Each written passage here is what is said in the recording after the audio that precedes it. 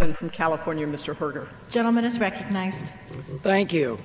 Mr. Speaker, I hope we all can recognize the profound importance of our mission in Iraq. History surely will. The mission in Iraq will impact our national security for decades to come. The United States seeks a region of stability and peace to create a more secure world for our children and grandchildren. Al-Qaeda seeks a region of terror and bloodshed. The President believes victory in Iraq is key to victory in the war on terrorism. Al-Qaeda believes our defeat in Iraq is key to its vision of violent Islamic rule. Our security is clearly at risk. Americans are frustrated by the current situation in Iraq. We have witnessed the removal of a historic dictator, yet our men and women in uniform remain at risk. We have witnessed historic democratic elections, yet those elected have not yet brought security. We have been told about the progress we have experienced in training Iraqi security forces, yet violence continues to rage. With growing uneasiness, we have watched a back-and-forth tug-of-war between progress and setbacks, and we mourn the loss of every single brave American who has fallen during this mission. Mr. Speaker, I share this frustration and sorrow. Yet, I believe we must not allow our frustrations to blind us to the need for victory over radical jihadists. This House must work together in addressing the challenges in Iraq, because the outcome will be closely linked to our own national security for years to come. Regrettably, the resolution before us does nothing to enhance this security. It does not offer a solution to the challenges in Iraq.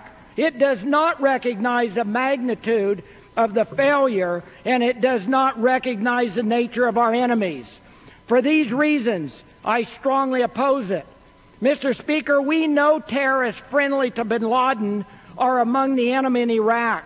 Even before the fall of Saddam's regime, the terrorist mastermind Zarqawi had sought refuge in Iraq. His network of terror grew rapidly.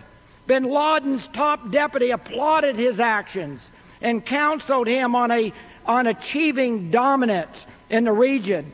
Although Zarqawi himself can no longer do harm, Al-Qaeda in Iraq remains a threat to our security.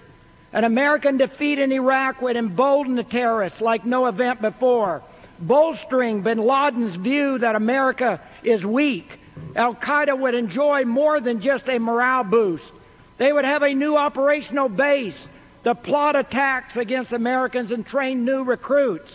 An American defeat in Iraq would almost certainly bring forth a government that turns a blind eye towards terrorism. This, Mr. Speaker, would be catastrophic to our national security. An American defeat in Iraq would also generate unspeakable chaos in the Middle East. The dangerous regime in Iran is already seeking to capitalize on what it perceives as our weakness. Iran is well on its way to developing nuclear weapons, and its fanatical president has publicly said that he wishes to destroy America and Israel.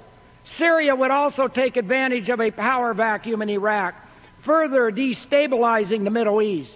What is good for hostile regimes like Iran and Syria can be devastating for America's security.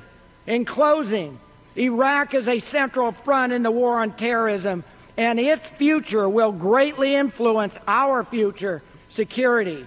An American victory would foster stability in a volatile region and provide a resounding defeat for terror.